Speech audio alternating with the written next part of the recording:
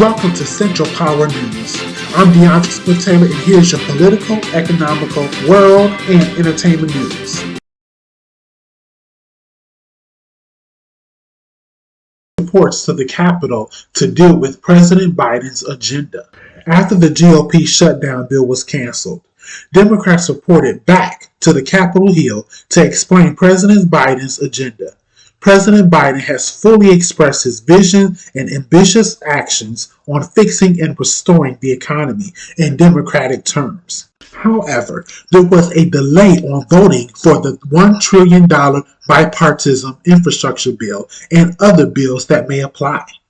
Many Democrats address the new plans on infrastructure coming from the White House. Some Republicans were trying to attack the bill. However, the new bill that involved a $3.5 trillion payment on environmental infrastructure and social commitments that will apply better funding, better government control, and infrastructure healing in many cities in America. On Friday, the wrangling between the White House of Democrats became an overheated dispute towards the Biden administration. After long hours of negotiation and argumentative drama, the Democrats have exposed many situations to the president, such as ideological fractures in the party, which holds razor-thin majorities in both chambers and little support from Republicans. However, the White House Press Secretary Jen Psaki said, insisting that we are closer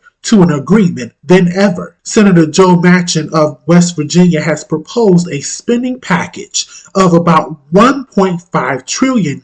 Democratic centrist Senator Kristen Sinema declined to say that whether she agreed with Manchin's proposal.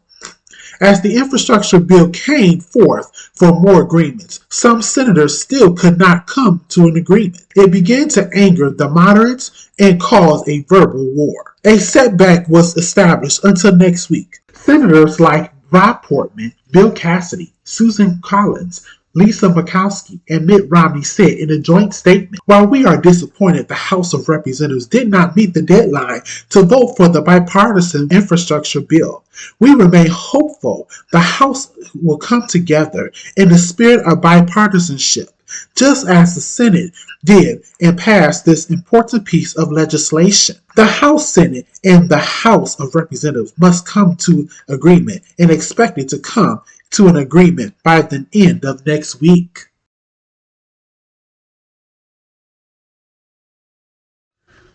Coronavirus cases have risen in the United States, Canada, and in other countries. Coronavirus has taken another hit and creating more cases, which caused more people to be admitted to the hospitals, and the cells are still continuing to attack people with bodily respiratory system. The United States and Canada has been calculated at the highest countries to complete a full number of COVID vaccines, as each person continued to get more vaccines to protect themselves. In its most recent 7-day period, Dr. Rochelle Walensky said the U.S. has a daily average of roughly 106,400 COVID-19 cases, 8,300 hospital admissions, and more than 1,476 deaths. A new plan has been announced by the United States federal government. Many countries are working with the United Nations to get the plans from the vaccine providers for all countries. Some countries refuse to depend on the United States for vaccination resources.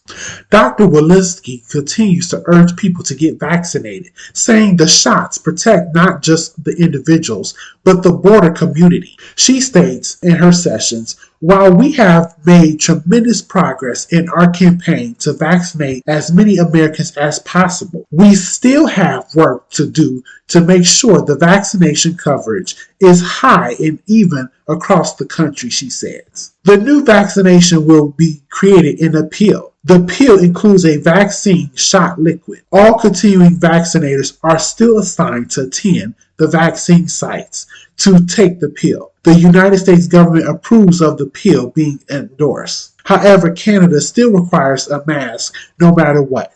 Some African countries have different restrictions and it varies based on each person. Egypt on Thursday received 1.6 million doses of the Pfizer vaccine from the United States as part of the COVAX initiative. The first batch of the total of 5 million doses will be included.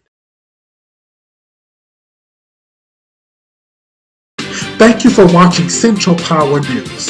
For more news, subscribe and watch our daily news every day. Feel free to participate by liking, participating, sharing, and commenting in our comment section. Until then, see you next time. Have a great day.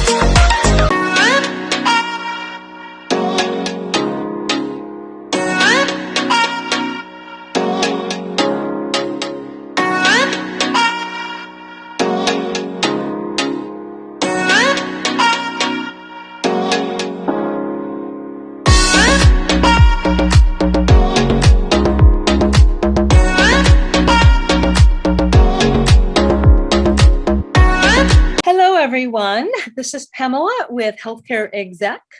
I'm here with Coach John Daley today. We're going to give you some information on performance, decision-making, and stress. Thanks for being with us today. Can you tell us, Coach John, what you do? Sure, Pamela, and thanks for having me. So, my job, my role, my passion is assisting people when they're trying to get a positive outcome. It could be to find a job, it could be to close a sale, it could be to sell an idea to your company. There's two things that I work on. First, you have to be able to read people. You have to be able to communicate with them in a manner they're comfortable with. Second, you have to be able to read their stress and manage their stress. What do I mean by that? If the person you're talking to, that you're negotiating with, is under no stress, they're not going to make a decision. They're not interested. Maybe looking down, looking at their desk, looking at their phone. They're not interested. If, on the other hand, they're under extreme stress, then you're going to see, some people would call it adult temper tantrum. The amygdala takes over the primitive brain because it's fight or flight. They're very stressed out. Horrible decisions are made, but you're not going to get a positive outcome, rarely. So you have to get people in moderate stress. So if you go to the Olympics and you ask an athlete, are you nervous? They'll say, no, I'm excited. Their excitement is a form of stress. It's positive stress. If, on the other hand, their stress is negative stress, it's mildly stressful because whatever you're talking to them about, they're not happy with. So they may be willing to make a change. So you have to be able to read their stress, manage their stress, and then you have a good chance for a positive outcome. Good information, Coach John.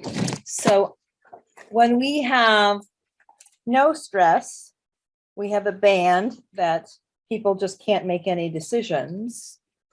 So the correct amount of stress is here, pushing us to decision-making ability as well as peak performance. And when we have too much stress, we're stressed out and we're incapable of making a decision from the ability of far too much stress in our lives. So the secret to success is the correct amount of tension, whether it be in performance or whether it be in decision-making ability, and also the ability to read other people to help them make good decisions. Well said, Pamela. Thank you, Coach John. I so appreciate your time and sharing your incredibly insightful influences to help companies, decision makers, candidates, as well as people in their general lives. All these skills are really great in everyday life. Please stay tuned. John and I are going to be doing a podcast on behavioral style and decision-making abilities. So be sure to stay tuned. Thank you.